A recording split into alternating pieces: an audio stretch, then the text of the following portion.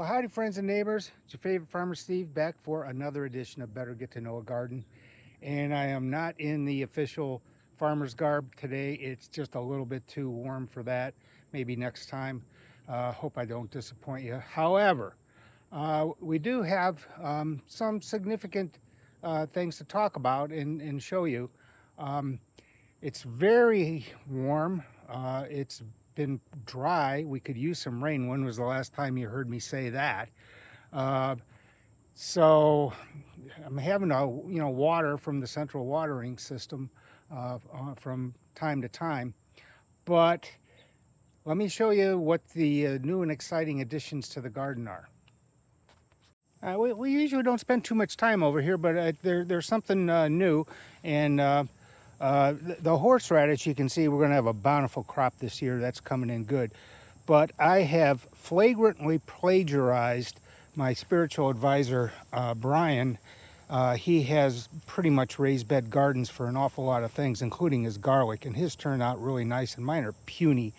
So I have, at the great expense of about $15, purchased these old tool crates that some guy on the west side was selling. Heat treated wood, not chemically treated, heat treated wood. And they ship all kinds of electrical parts over here, and they were just throwing them out. So he put them on sale for the princely sum of $15. So for 30 bucks, I've now filled it up with soil, got it covered. And when my seed garlic comes at the end of September, I will put it in, and I'm expecting a lot better results than what I've had. Okay, over in the asparagus bed, I am giving this a rest now. You can see I still have some very significant spears coming up, but we're talking about 3 or 4 a week. That's just not going to do anything. They need to regenerate, and so I'm letting it do it end of July, beginning of August. That's it. But you can see there's some holes here where nothing, they either died. I think Donald the Destroyer did most of that damage, but next year I'll order some more crowns and put in some additional asparagus. So I'll tell you one crop that, of course, loves the warm weather is the peppers. Shishito peppers. We have some jalapenos here. I'm going to harvest those for some friends. And man, oh man, the green chili Anaheims. Man, oh man. I've picked 2 or 3 batches of those, and there's going to be some more. There's going to be plenty more before this is all done. So they've been really good, nice and big, just the way the farmer's wife likes them. And oh yeah, here, these little candy stripe peppers that one of our East Coast subscribers forwarded to us at Christmas time. And they're a sweet pepper, and they're kind of fun to look at, and they taste just like a green bell pepper. Those are really good. And then got the Brussels sprouts, and they've pretty much stopped growing tall, which is good. And then if you look real close down in the nooks, you can see the start of the sprouts. And I'm thinking to myself, and I'm querying, why aren't they growing into Brussels sprouts? Well, there's a good reason, and that is they don't like to grow in the warm weather. They like cool weather in order to grow. And I knew that they would take the warm weather or cold weather, but I didn't know that they actually required it to really get the sprouts going. And the netting's doing a great job of keeping the cabbage lopers off. I had one infestation, I don't know, earlier, like in early June, I guess. And I had to spray everything with that Safer soap, which took care of the caterpillars and the lopers, but the leaves didn't like it too much. But they seem to have recovered just fine, and this was a good investment. Okay, now over in the main garden, we got, as usual, good news, bad news, and maybe good news in the future. So the netting is protecting the Swiss chard very nicely. I've cut this a couple times. It keeps growing back. I know what to do with that.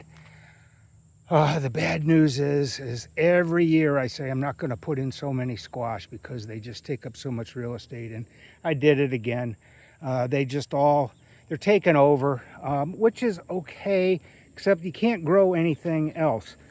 And they're very, they want to go where they want to go, and it's hard to keep them out.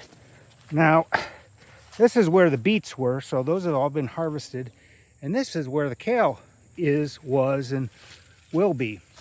And I did a stupid thing when I first harvested the kale. What you're supposed to do is, cut so many leaves and leave some so it'll grow back, which this is. But at first I just cut it off way too close, and that kale didn't make it. But it's really delicious in the salads. You can see we just got squash just rolling everywhere. And, well, hope you like squash. Now, one thing that I made a serious mistake on, you see that netting on the ground. To harvest the beets and get at the kale easier, I took the netting down. But what I didn't do is I didn't put any wire up. And that was just an invitation for Mrs. Deer to come in, and she, if you didn't notice it, I'll show you. She had herself a feast. I've since corrected the problem with more baling wire and flags, and that seems to at least keeping her out for now. But she'll be back if she wants. Okay, here's the little trellis watermelons, and I mean little. Nothing like the picture, shocking. I think these are about as big as these are gonna get. And she came in and she ate one, and it was laying on the ground all red, ripe and everything. So I think that one is probably about ready to pick, but they're just not growing like they said they would. Back where the pink popcorn was supposed to be, this was a test batch of beans. So they all sprouted up. And then she came in and just, chomped all the bean leaves off, and some more squash. Again, not that I needed more squash or anything else, but just to see if something would grow, if there was something inhibited. Don't think so. So this might be good enough for next year.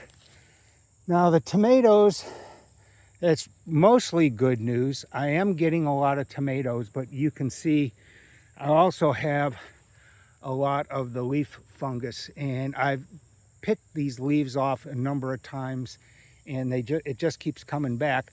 Once it pierces the tomato canopy, they get enough ventilation, the fungus doesn't get to it. It's always just near the ground. But I guess it's in the ground over here as opposed to the other side of the garden, and nothing I can do about it. But we are getting tomatoes, and we're getting a lot of tomatoes. In fact, some of these I'm going to have to pick for sure. Fun fact, I guess most of you guys know at this point that once they get to this point, you can pick them. They're not getting anything else from the vine, and there's nothing good that can happen to them at this point. You might as well pick them. They will ripen just fine off of the vine.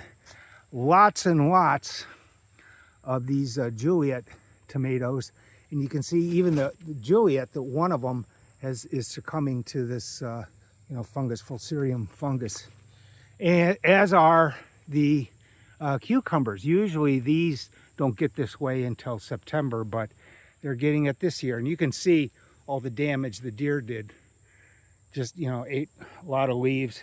I mean, she can have as many of the squash leaves as she wants, but the cucumbers, she did a number on these. I'm still getting cucumbers, but they didn't like that.